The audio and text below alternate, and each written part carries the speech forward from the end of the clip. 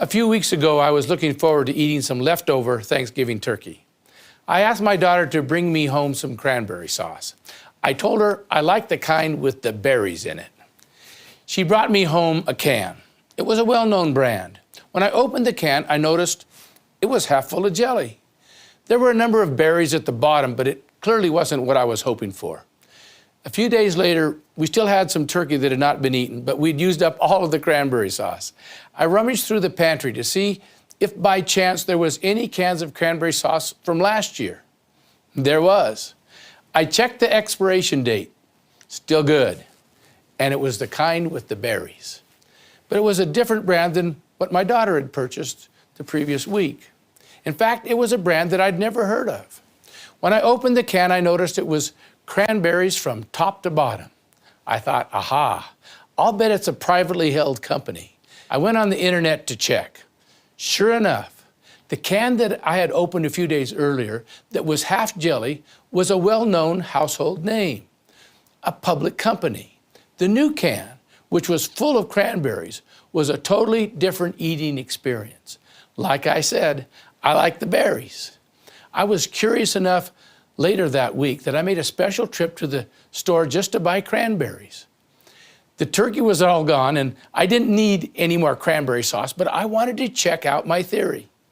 I found the two brands of cranberries and purchased them and brought them home. I opened both cans, like I suspected. The publicly traded company, the household name, the one that was the most expensive brand, was the lowest quality with half jelly. The other brand, a privately held company, certainly was far better quality, solid berries from top to bottom, and a much tastier product. Why would that be, you might ask? Why would the publicly held company produce the product with the lowest quality and the highest price? If you're paying attention, you already know that it's almost always that way, and for good reason. Public companies are driven by stock price. Their executives are paid bonuses based on the stock price. In fact, the CEO, the vice president of marketing, directors of marketing, and so forth, usually receive stock as part of their compensation. So it's to their advantage to get the stock price up. Most of these executives don't plan to be at their company very long. 5 years is about the average for an executive to stay at any one company before they move on to the next company. To receive bigger bonuses and to feather their resumes, they need to increase profits today. Now, stock prices are driven by the profitability of the company. Now, to increase profits, they need to increase revenue or decrease expenses. They can try to increase the price to increase revenues, but they're hampered in doing that because if they increase the price too much, no one will buy their product. So the other alternative is to lower costs. Lowering costs almost always mean lowering quality. Cranberries are the most expensive ingredient in cranberry sauce. Therefore, the best way to take the cost down is to remove some of the cranberries and replace it with cheap jelly that is mostly sugar. So when the VP of marketing suggests that they take out the cranberries to increase the profit, the CEO is quick to approve the proposal. Now, take a private company, especially a company that doesn't ever plan to go public. Since there's no stock price, there's no desire to drive the stock price up. Of course, you want to be profitable, but enough is enough. Executives of the privately held company are not compensated by receiving stock. Executives running public companies are governed by short-term goals. Privately held companies can afford to focus on long-term goals. Their growth strategy is often to increase the number of customers buying their product. They know that quality will do that. It might take time, but quality is always the answer to improving the amount of customers you've got buying your products. Now, Melaleuca is a privately held company. We don't worry about stock price. We focus on our mission of enhancing lives. We want Melaleuca to be known for quality, safety, and taking care of the environment. We've created products that help people live longer, healthier, more vibrant lives. We're debt-free and profitable. We've defined ourselves as a growth company. In other words, our objective is to grow to impact more lives next year than we did this year. When I leave this earth, I want to leave a company with a stellar reputation of enhancing lives. Now, we don't sell cranberry sauce, but if we did, we would not take out the berries to increase our profits. There's simply a huge difference between us and the publicly traded companies in how we think and how we operate. And since most consumer goods in America are manufactured by publicly traded companies, this leaves a tremendous opportunity for Melaleuca. There's a huge void for quality products, especially in the arena of wellness products. That's the main reason we have grown so quickly. As people continue to discover the difference with Melaleuca products, our growth will continue to accelerate. I'm really proud of all those who've built this company.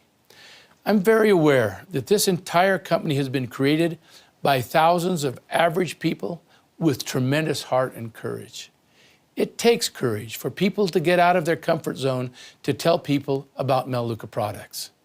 I'm grateful for the thousands who've gone out of their way to do so. We often celebrate the movers and the shakers. We walk them across the stage and we give them big checks.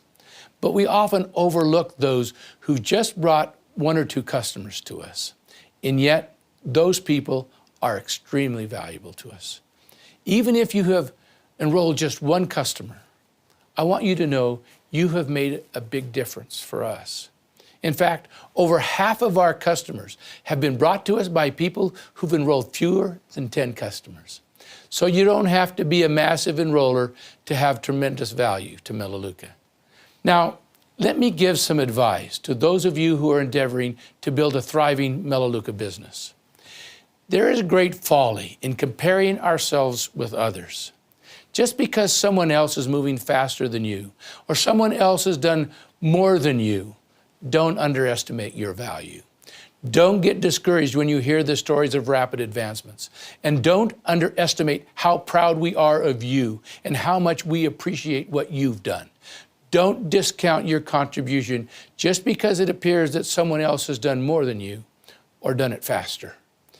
Your consistency is much more valuable than their flash in the pan. Now, we're all in this together. I'm no different than you. We're all just average people trying to do our part, and every part helps. Regardless of what you see someone else doing, set your own pace, knowing that every customer counts. Celebrate everyone. The most valuable activity is reaching out to those on your contact list to make appointments. Celebrate every time you make a phone call. You can celebrate your success even when they turn you down because you did your part. You followed through. You made the call. You're doing what every successful Melaleuca marketing executive has done, setting appointments, making presentations. They won't all say yes today. Don't expect them to. Remember, no means simply not now. I need more information. You can give them more information tomorrow or next week or next month. Eventually they will come. All roads lead to Melaleuca. The day will come when no one can afford not to be a Melaleuca preferred member. They can't find these kinds of products anywhere else. They need us. They need what we have. If they don't enroll today, it's simply because they simply need more information. And as people learn more about us, as our reputation continues to grow, eventually they will all come. But for now, it's one customer at a time. Celebrate every tiny success. Thank you for being a part of us. Thank you for helping us change lives. This is a fun and exciting business, so establish your goals and set about making those phone calls. If you discipline yourself and don't allow yourself to get distracted, you will reach your goals. It's only a matter of time.